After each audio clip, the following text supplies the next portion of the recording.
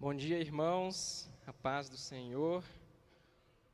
Que felicidade é estarmos aqui mais uma manhã, no primeiro dia da semana, para falarmos do amor de Deus, da sua justiça, da sua bondade.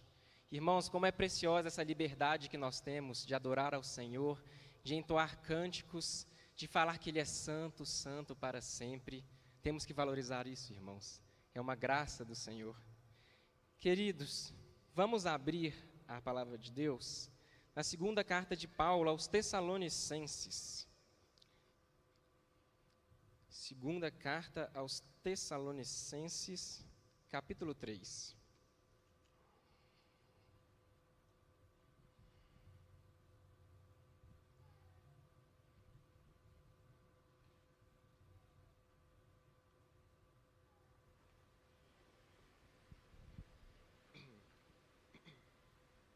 Quem achou diz, achei. Quem não achou diz, espera aí. Irmãos, o texto também vai estar sendo exibido aqui atrás, na tela. Vamos ler o que diz a palavra de Deus? Caros irmãos, em nome do nosso Senhor Jesus Cristo, ordenamos que vos afasteis de todo irmão que vive sem trabalhar, e, portanto, não de acordo com a tradição que recebestes de nós. Porquanto vós mesmos sabeis como deveis seguir o nosso exemplo, pois não vivemos de forma ociosa durante o tempo que estivemos convosco. Nem comíamos de graça dos alimentos de ninguém, pelo contrário, trabalhávamos dia e noite com esforço e fadiga, a fim de não sermos pesados a nenhum de vós. Não porque não tivéssemos esse direito assegurado, mas porque era nosso objetivo vos oferecer exemplo em nós mesmos, a fim de nos imitardes.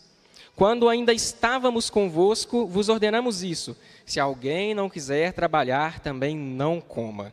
Pois fomos informados de que alguns entre vós andam desocupados, sem querer trabalhar e se intrometendo na vida particular dos outros. A esses, no entanto, ordenamos e admoestamos por nosso Senhor Jesus Cristo que, trabalhando em paz, se alimentem do seu próprio pão. Quanto a vós, irmãos, jamais desanimem de fazer o bem. Irmãos, vamos orar mais uma vez? Senhor Jesus, essa é a tua palavra, Pai. Obrigado porque o Senhor preservou essa palavra durante séculos e séculos, e hoje nós podemos aprender com ela, aprender a viver de forma mais santa, de forma mais piedosa, mais parecido com Cristo.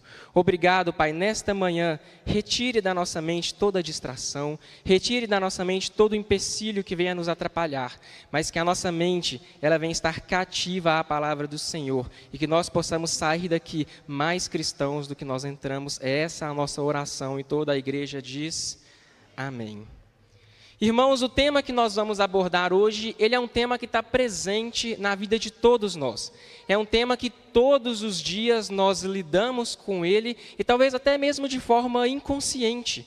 Nós vamos falar sobre ociosidade e sobre brain rot. E eu pergunto, alguém aqui sabe o que significa brain rot? Se você sabe, levanta a mão, não precisa ficar com vergonha, não vou pedir para explicar. 2 pessoas, gente.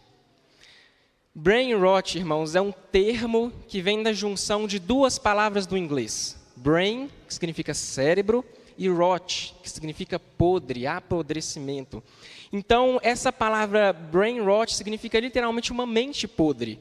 Uma mente que foi com o tempo se deteriorando e agora não consegue mais raciocinar, pensar por conta própria. Irmãos, o mais terrível é que essa palavra, no ano passado, em 2024, ela foi eleita pela Universidade de Oxford, a melhor universidade do mundo, como a palavra que definiu a humanidade durante o ano de 2024. Irmãos, uma mente corrompida por consumo raso, por coisas superficiais, conteúdos sem sentido, que nada acrescentam ao nosso desenvolvimento. Brain rot é a deteriorização mental. É causada pelo consumo excessivo de conteúdos superficiais, pouco estimulantes. Irmãos, quantos de nós não passamos horas e horas do nosso dia passando o dedo no Instagram em vídeos e vídeos, e vídeos vêm e vídeos vão, e vídeos vêm e vídeos vão, e aos poucos a nossa mente vai se deteriorando e nós não percebemos.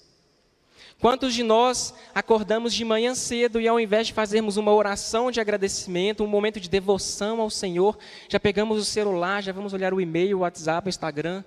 Irmãos, isso é brain rot. Quantos de nós, irmãos, ao invés de escrevermos um texto denso, um texto profundo, com a nossa inteligência, nós pedimos uma inteligência artificial para fazer isso por nós? Isso é brain rot. Irmãos, quantos de nós, depois de um domingo como esse, de vir à igreja, vamos para casa para descansar, mas ao invés disso a nossa mente não para. Nós pensamos e pensamos e não conseguimos descansar. Irmãos, isso é brain rot, é a deteriorização da mente humana. Hoje nós vamos falar sobre isso porque é urgente nós trazermos esse tema para as igrejas. Também está afetando nós que somos cristãos, filhos do Senhor. E, em especial, o Senhor já nos diz para nós renovarmos a nossa mente no Senhor. Então, mais do que nunca, irmãos, temos de falar sobre isso. Iremos falar sobre ociosidade. Queridos, a segunda carta aos Tessalonicenses, ela é escrita pelo apóstolo Paulo. Ele mesmo atesta de mão no versículo 1. Eu, Paulo, Timóteo, escrevo aos irmãos da igreja de Tessalônica. Essa carta ela foi escrita por volta dos anos 49 até o ano 51 depois de Cristo, no início do período que Paulo estava na cidade de Corinto. E como que nós sabemos isso? Porque isso tudo está registrado em Atos 18. Lá tem essa história em que Paulo vai a Corinto e escreve várias cartas. A cidade de Tessalônica, irmãos, ela era uma cidade cosmopolita, uma capital, igual Belo Horizonte. Era a capital da Macedônia. E por ser uma capital, ela tinha vários tipos de pessoas. E muitas pessoas adoravam aos deuses pagãos. Lá não se adorava ao Deus de Israel, a Jesus Cristo, mas lá se adorava ao panteão grego e romano. Então, Zeus, Poseidon, Hades, Netuno, Júpiter, Hera, Hefesto, diversos deuses falsos, entidades malignas, profundamente influenciados também pela filosofia grega. E qual que é o tema principal dessa carta, da segunda carta aos Tessalonicenses? Paulo vai tratar a respeito da segunda vinda de Cristo. Paulo ele vai falar que antes de Cristo retornar para buscar a sua igreja, ela seria precedida por grande apostasia. O que é apostasia? É o abandono da fé, o renúncio da fé.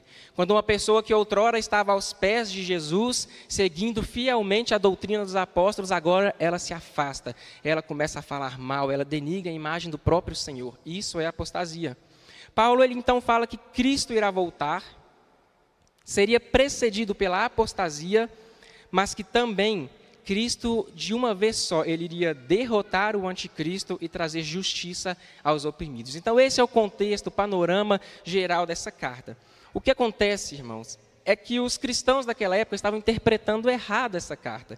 Eles estavam pensando da seguinte maneira: se Cristo está voltando e ele vai restaurar a sua igreja, e ele vai trazer esperança aos oprimidos, então eu não preciso mais trabalhar nessa terra, porque Jesus está voltando. Eu não vou ficar aqui, eu vou para o céu. É isso que os irmãos estavam interpretando dessa carta de Paulo naquela época. Então, Paulo ele vai escrever essa carta com 3 objetivos principais: tranquilizar os que estavam com medo da segunda vinda de Cristo, fortalecer a igreja em meio à perseguição e, por fim, lidar com os problemas que eram gerados pelos irmãos preguiçosos e ociosos. E hoje nós vamos nos ater a essa terceira conclusão, de lidar sobre a ociosidade com os irmãos que não trabalham. Nós vamos ler versículo por versículo e nós vamos refletindo no que o Senhor tem a nos dizer. Acompanhe comigo o versículo 6. Caros irmãos, em nome do nosso Senhor Jesus Cristo, ordenamos que vos afasteis de todo irmão que vive sem trabalhar e, portanto, não de acordo com a tradição que recebestes de nós. Paulo ele começa essa sessão do capítulo 3 com uma ordem, com algo expresso: afasteis de todo irmão que vive sem trabalhar.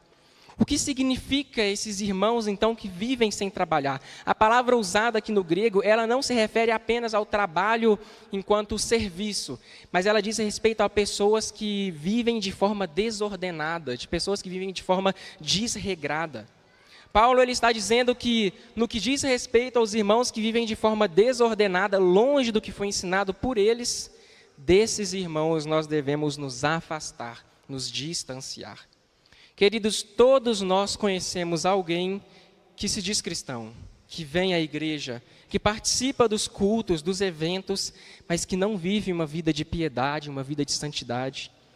Todos nós conhecemos pessoas, e talvez até venha na mente de você a imagem ou o som da voz dessa pessoa, que dentro da igreja louva louvores ao Senhor, exalta o nome de Cristo, mas quando chega em casa, chega nos seus trabalhos, as mais terríveis maldições saem da boca dessas pessoas. Irmãos, no que diz respeito a essas pessoas, Paulo ele é objetivo. Ele fala, se afastem delas. É interessante porque Paulo ele não diz para nós apenas nos afastarmos delas, mas ele pede em nome do Senhor Jesus Cristo. Ele mostra como isso é urgente. Ele impõe isso, se afastem. Se afastar, irmãos, daqueles que mancham o Evangelho, não é a princípio algo ruim ao cristão, porque isso vai denotar de nós um grande zelo pela palavra do Senhor, um cuidado especial, tanto pelo testemunho da palavra e o nosso testemunho também.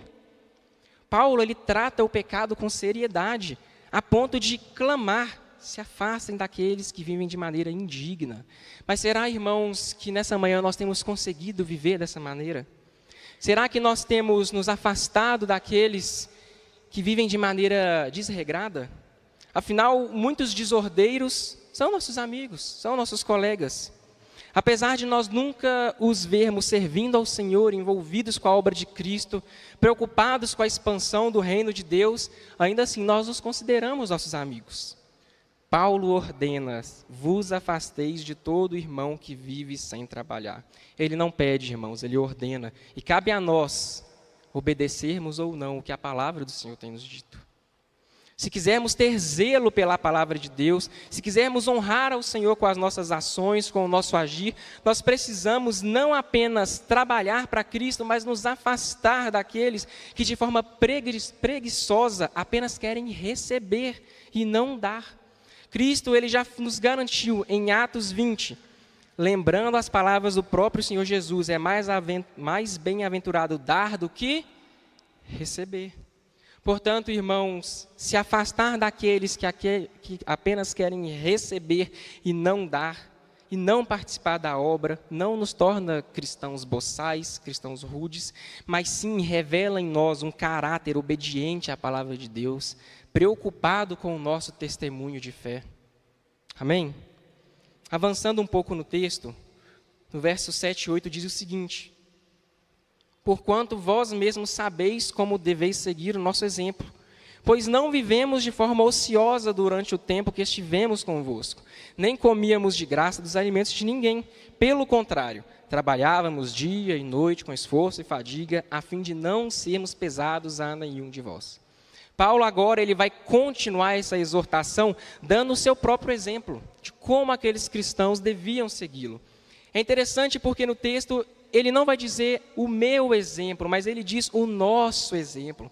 Paulo ele estava se referindo tanto a si mesmo como apóstolo, mas também a todos os outros apóstolos instituídos por Cristo. Ele estava dando a ordem, nos imitem, sigam o nosso exemplo. E qual que foi esse exemplo deixado por eles? Nenhum apóstolo viveu de forma desordenada ou ociosa durante as suas vidas. Paulo, após a sua conversão, ele se tornou um grande missionário, viajou pelo mundo falando de Jesus Cristo. Ele não era alguém ocioso, não era alguém que perdia o tempo com futilidades. Pedro dedicou a vida a ensinar as verdades do Senhor, ele viajou por diversos locais também, Antioquia, Corinto, Roma. Ele não era uma pessoa ociosa, ele vivia em prol do reino. João pregou na Ásia Menor, em Éfeso, foi exilado, e lá no seu exílio recebeu a revelação de Deus, o Apocalipse. De fato, ele não era uma pessoa ociosa, não perdia o seu tempo. O que dizer do próprio Senhor Jesus Cristo, que quando estava na terra corporalmente conosco, não deixou de trabalhar um dia sequer. Ele viajava entre as cidades, curava, realizava milagres e, por fim, ele carregou a própria cruz em direção ao destino e à sua missão. Irmãos, eu me pergunto, diante de tantos exemplos ensinados por Cristo e pelos apóstolos, será que nós, cristãos do século 21, estamos vivendo de maneira ociosa, desregrada ou de maneira dedicada ao ensino dos apóstolos? Será que nós estamos preenchendo a nossa mente com futilidades e coisas sem sentido, enquanto na verdade deveríamos estar trabalhando em prol do reino de Deus? A palavra diz em Mateus 9, a seara é grande, mas os trabalhadores são poucos. Rogai, pois, ao Senhor da plantação que mande obreiros para fazer a colheita. Irmãos, nós somos esses obreiros que a palavra fala. Nós somos esses convocados pelo Senhor Jesus. Aquele que Jesus disse, ide por todo o mundo e pregai o Evangelho. Irmãos, mas se nós estamos gastando nosso tempo com redes sociais, com futilidades, nós não estamos tendo tempo de falar do amor de Cristo. Nós não podemos nos enganar, irmãos. O diabo e os demônios, eles não têm TikTok. Eles não têm Instagram, não têm YouTube, eles já estão condenados ao inferno e por isso eles querem levar o máximo de pessoas com eles. Mas nós, que somos filhos de Deus, estamos perdendo o nosso tempo, gastando tempo com televisão. Não me interpretem mal, não há nada de errado com isso, mas qual tem sido a nossa prioridade? Falar de Cristo, nos preocupar com almas, nos preocupar com os pobres e oprimidos, ou gastar nosso tempo apenas deleitando nossos prazeres? Nós precisamos nos concentrar na palavra de Deus e agir segundo o seu querer. Qual que é o querer da palavra de Deus? Que vivamos de acordo com a tradição deixada para nós. Tradição de trabalhar por Cristo, de não nos distrairmos, de dedicarmos a nossa vida para o Senhor. A palavra diz, trabalhávamos dia e noite com esforço e fadiga, a fim de não sermos pesados a nenhum de vós. Sem fadiga, irmão, significa sem cansaço, sem reclamações. Não adianta estarmos aqui todos os domingos servindo ao Senhor, trabalhando pelo reino de Deus, mas em nosso coração e nossa mente reclamamos. Falamos mal, murmurando. Irmãos, vamos nos lembrar da história dos israelitas. 40 anos peregrinando no deserto por causa da reclamação, da murmuração. Apesar de eles construírem o tabernáculo de Deus, apesar de eles cumprirem a lei, apesar de eles andarem sobre o Mar Vermelho, ainda assim eles reclamavam e murmuravam contra Deus e contra o seu servo Moisés. E por isso que eles foram punidos pelo Senhor. O apóstolo Paulo, ele nos chama a vivermos de maneira esforçada, maneira digna, sem murmurações. Seja na igreja, seja na nossa casa, seja na faculdade, na escola, no trabalho, na empresa, em qualquer ambiente, nós devemos viver de maneira digna, sem reclamações. Qual que é a finalidade de Paulo ao nos dizer tudo isso? Qual que é a finalidade de vivermos assim? Não sermos pesados para ninguém. O que significa ser pesado para alguém, irmãos? Alguém pesado é alguém que depende do próximo para tudo. Uma pessoa que não consegue caminhar com a própria perna. Uma pessoa que precisa de ajudas, benefícios, direitos e, no fim das contas, se torna uma pessoa dependente.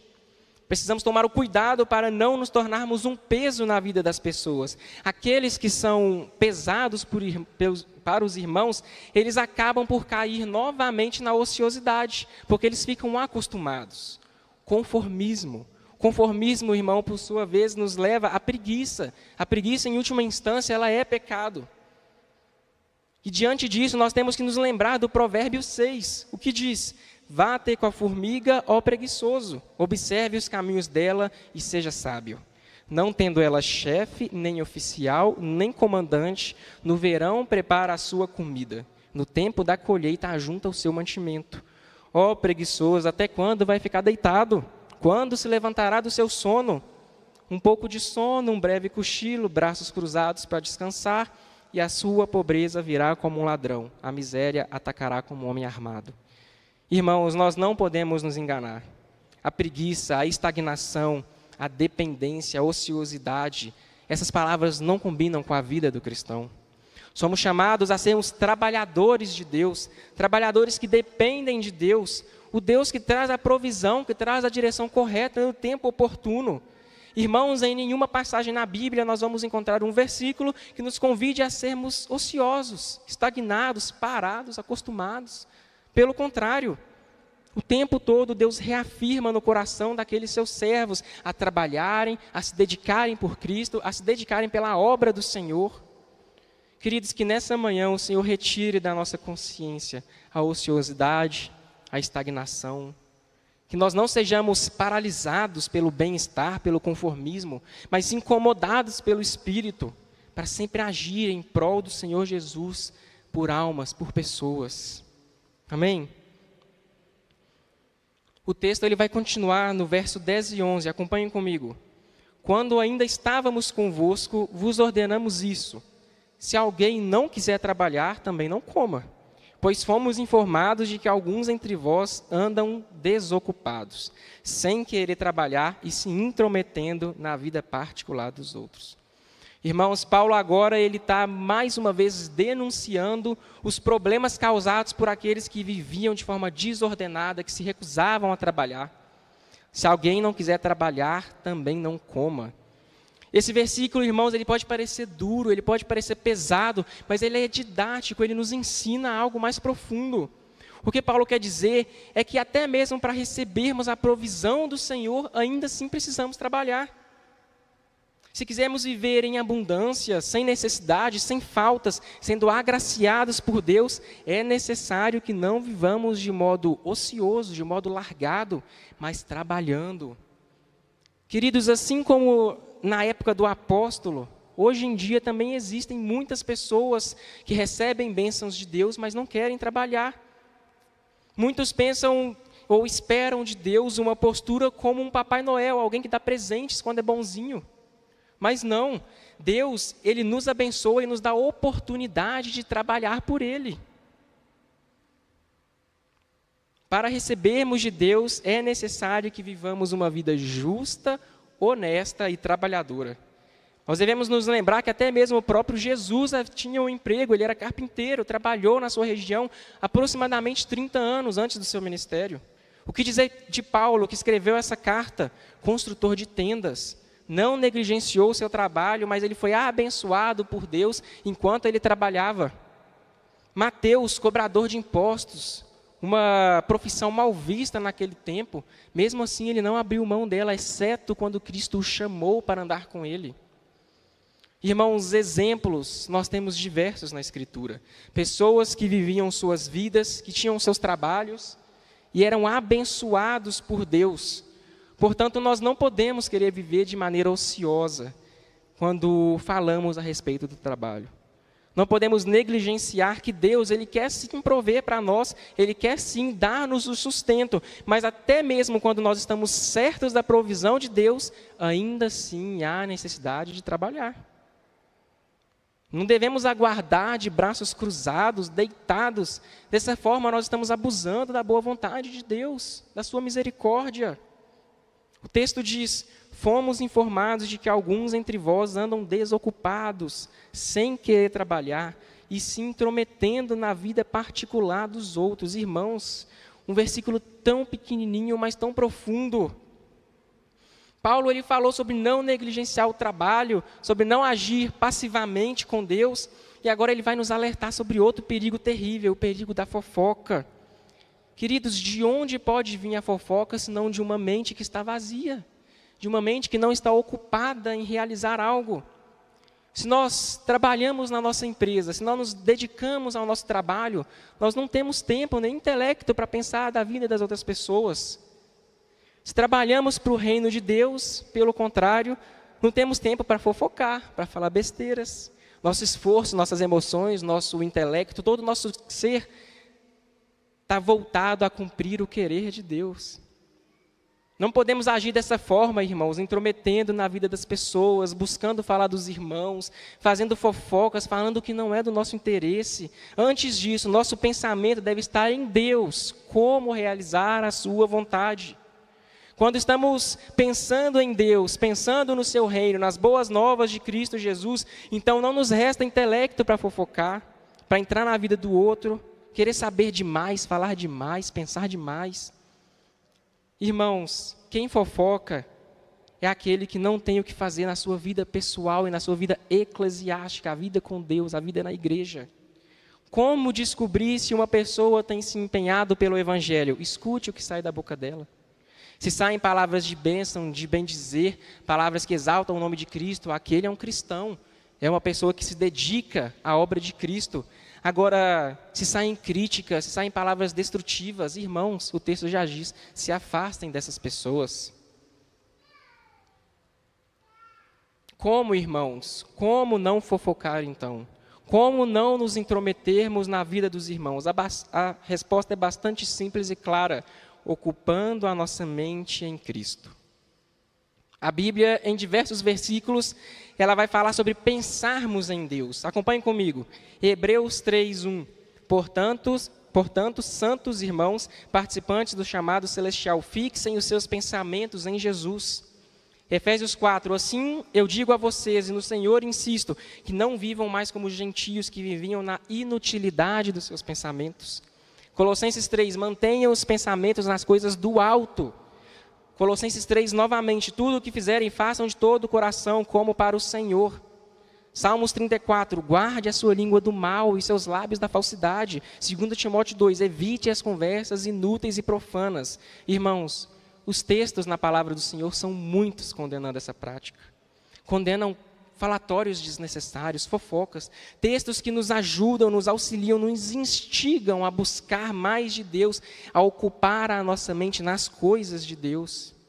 Será, queridos, que nós temos agido conforme a palavra nos ensina, ou será que nós temos dedicado o nosso tempo e esforço a falar dos nossos irmãos? Será que nós temos chegado no nosso trabalho e nos posicionado como cristãos, entrar em uma roda e falar, eu sou crente, não fale de outra pessoa perto de mim, vamos falar de Cristo.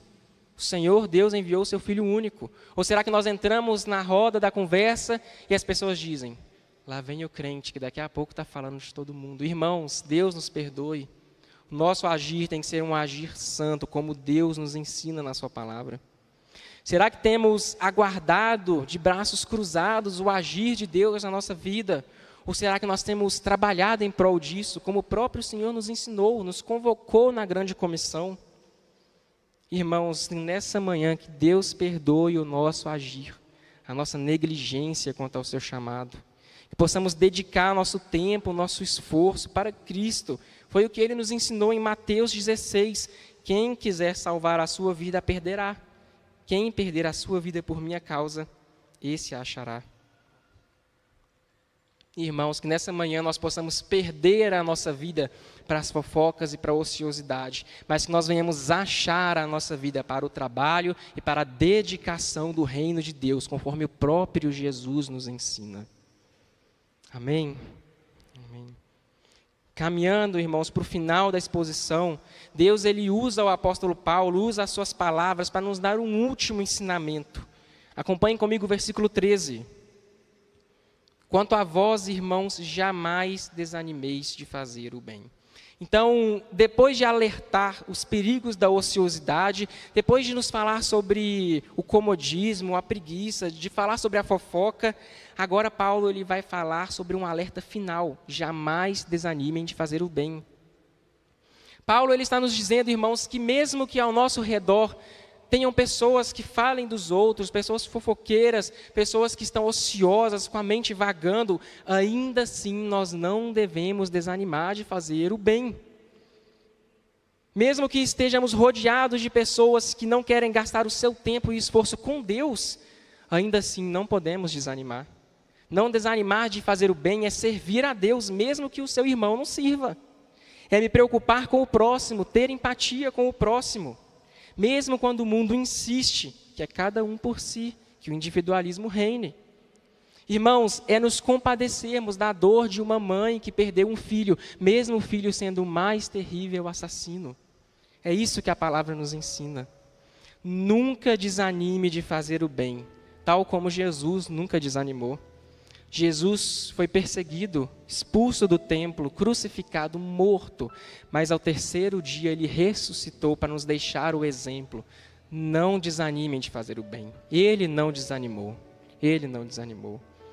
Irmãos, para finalizarmos, 5 aplicações, para que coloquemos em prática ainda essa semana, no decorrer dela.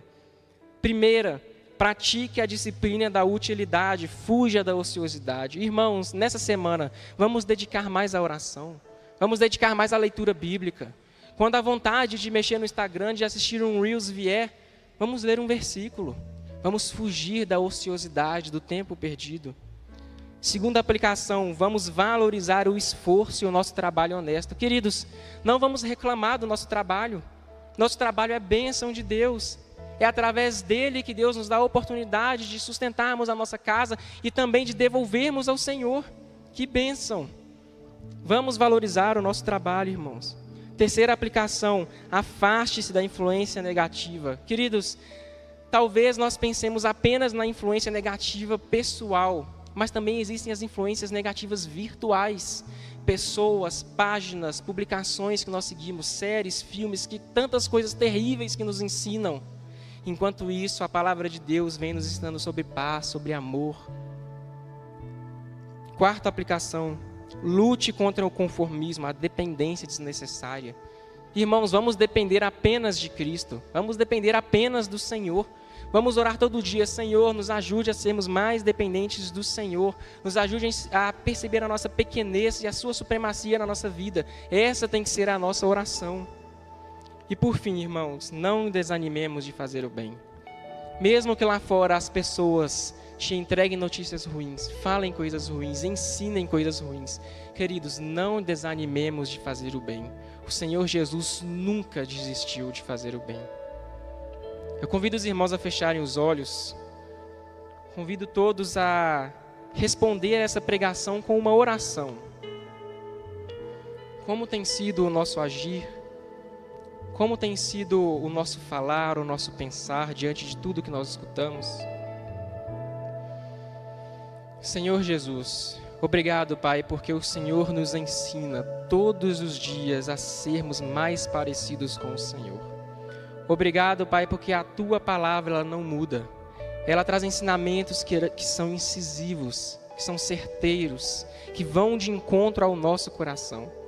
Nessa manhã, Pai, nos ajude a trabalhar mais por Ti. Nos ajude a trabalhar mais pela Tua igreja, a ansiar por pessoas, Pai. Nos ajude, Deus, a não perdermos o nosso tempo com coisas inúteis. Nos ajude, Pai, nos perdoe pelos falatórios desnecessários, mas que a nossa mente, o nosso agir, tudo que diz respeito ao nosso ser, venha estar cativo ao Senhor. Essa é a oração que a Tua igreja faz nessa manhã, em nome de Jesus. Amém.